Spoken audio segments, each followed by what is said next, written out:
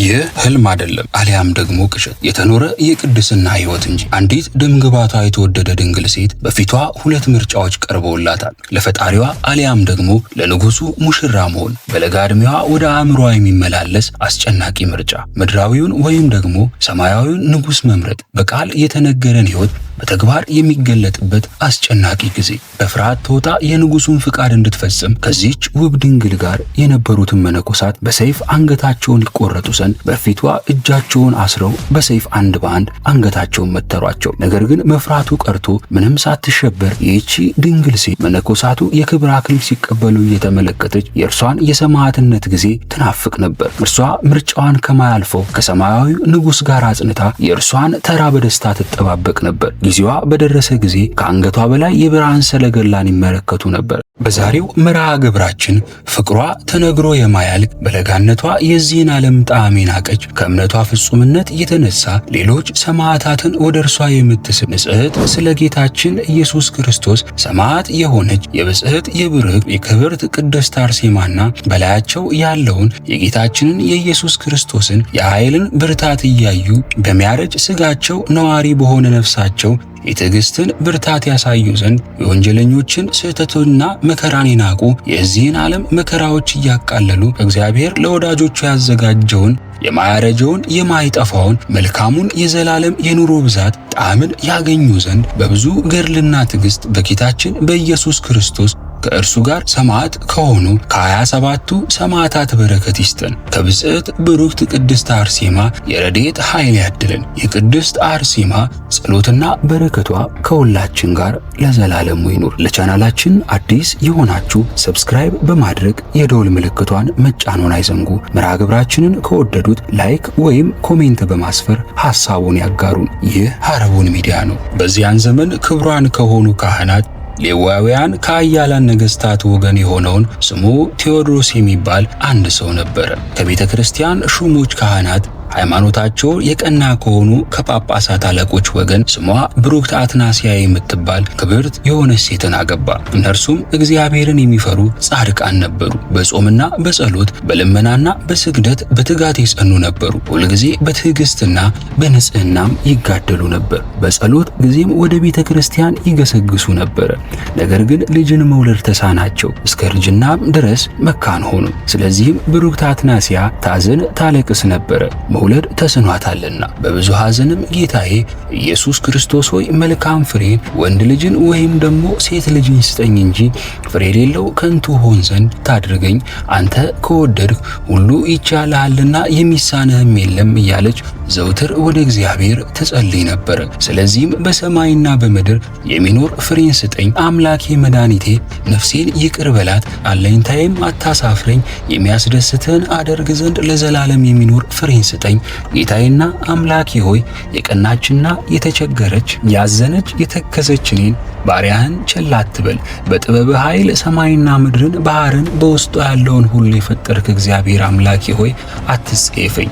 በመልካምም አገልግሎት በመመስገኛ አዳራሽ የሚያመሰግኑ የቅዱሳን አባቶችህን የሚቃጠለው መስዋዕትም የቁርባናቸውንም የዕጣናቸውን መዓዛ የተቀበልክ ሆይ በማኅፀኗ የተሸከመችኝ የእናቴን እንባ ያን ጊዜ አስብ። ለእናቴ የበኩር ልጇ ነኝ።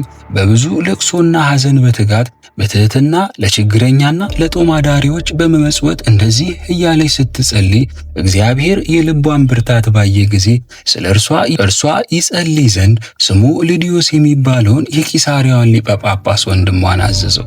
እርሱም ስለ እርሷ ጸለየ። በመልካም ጠባያዋ እጅግ ይወዳታል። ድንግል እናታችን ቅድስት አርሴማን በምን እንመስላታለን? እርሷ በአድማስ ላይ ተቀምጦ እንደሚያበራ ዕንቁ ናትና ክብሯ ብዙ ነው። መድኃኒታችን ክርስቶስ በወንጌል እንዳለው በተራራ ላይ ያለች ከተማ ልትሰወር አይቻላትም። የሰማዕቷ ሕይወት በፊታችን እንደ ብርሃን ተገልጦ ይታያል። ቅድስት አርሴማ እንደ ልጅ ወላጆቿን በመታዘዝ ደስ ያሰኘች ብሩክት ናት። ቅድስት አርሴማ ይቀረሽ የማይሏት ውብ ናት። ቅድስት አርሴማ ድንግል ናት። ቅድስት አርሴማ ባህታዊና ጻድቅ ናት። ቅድስት አርሴማ ኃያል ሰማዕት ናት። ይህስ እንደምን ነው ቢሉ አበው በትውፊት እንደነገሩን ቅዱስ ጎርጎርዮስ የታላቋ ሰማዕት ቅድስት አርሴማ ትልቅ ወንድም ነው። በዜና ሰማዕታት ተጽፎ እንደሚገኘው በዚያ የመከራ ዘመን የቅዱስ ጎርጎርዮስ 3 ኃላፊነቶች ነበሩት። ቅድስት አርሴማን ጨምሮ ደናግሉን ማጽናት፣ ትምህርተ ቤተ ክርስቲያንን በሚገባ ማጥናት፣ የሚመጣውን መከራ ለመቀበል ራሱን ማዘጋጀት። እነዚህ ኃላፊነቶች ነበሩበት። ቅዱሱም 3ቱን ኃላፊነቶች በሚገባ በመወጣቱ ከራሱ አልፎ ለሌሎች አርአያ መሆን ቻለ። ያቺን ንጽሕት አርበኛ ቅድስት አርሴማንም አጽንቶ የደናግሉ መሪ አደረጋት። መከራው በጣም ገፍቶ እስከ መጣበት ጊዜ ድረስ በአንድ የደናግል ገዳም ውስጥ ሆነው ይጸልዩ፣ ይጾሙ፣ ገዳማዊ ሥራንም ይሰሩ ነበረ። ለዚህም ነው ቅድስት አርሴማና ቅዱስ ጎርጎርዮስ ጻድቃን የምንላቸው። በኋላ ግን ማኅደረ ሰይጣን ዲዮቅልጥያኖስ በመልኳ ተማርኮ ቅድስት አርሴማን ካላገባው በማለቱ ቅዱስ ጎርጎርዮስ ድንግሏን አርሴማን ጨምሮ 127 ክርስቲያኖችን ይዞ ወደ አርማንያ ተሰደደ። በአርማንያም በአንድ ገዳም ውስጥ ተደብቀው በጾምና በጸሎት ለጥቂት ጊዜ ቆዩ። ነገር ግን ረሃብ ፈጃቸው። የሚላስ የሚቀመስ ነገር በአካባቢው ባለመኖሩ ቅዱስ ጎርጎርዮስ ወደ ከተማ ለመውጣት ተገደደ። በዚያም በድርጣድስ ቤተ መንግሥት ውስጥ ባርነት ተቀጠረ። በሚያገኛት ገንዘብም ወገኖቹን ይረዳ ነበር። መከራው ግን አልለቀቃቸውም። ዲዮቅልጥያኖስ ቅዱሳኑ ወደ አርማንያ መሄዳቸውን ስለሰማ ይዞ እንዲልክለት ድርጣድስን ላከበት። ድርጣድስ ግን ለራሱ ፈለጋት። ይህቺ ታላቅ ሰማዕት በነበረችበት ዘመን በአርመን የነገሰው አርመናዊ ንጉሥ ድርጣድስ ይባላል። ይህ ንጉሥ እግዚአብሔር አምላክ በሙሴ ላይ አድሮ ቀልጠው የተሰሩ የአማልክት ምስሎችን ላንተ አታድርግ ብሎ የተናገረውን በመቃወም ለጣዖት የሚሰግድ ፀሐይንም ያመልክ ነበር።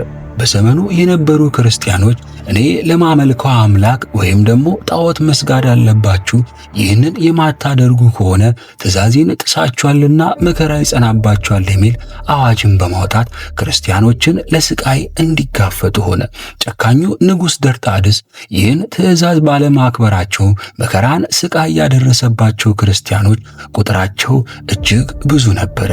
ቅድስት አርሴማም ይህንን አይታ ከክርስቲያን ወገኖቿ ጋር ወግና ስለ ክርስቶስ መመስከር ጀመረች። የንጉሱም አገልጋይ በደምግባቷ በንግግሯ ማማር ተደንቆ በዚች በፍቃዷ ሰማዕትነትን ልትቀበል በወደደች ሴት ምንም ሊያደርግባት ስላልወደደ ወደ ንጉሱ ወደ ድርጣድስ ከ27ቱ ክርስቲያኖች ጋር ወሰዳት። ንጉሱም ብዙ የተነገረላትን ወጣት ሲያይ በውበቷ በንግግሯ ተማርኮ ለዓለማዊ ደስታው ፍላጎቱ ተመኛት። ሚስቱ ተሆኑ ዘንድ አብዝቶ ተማጸናት።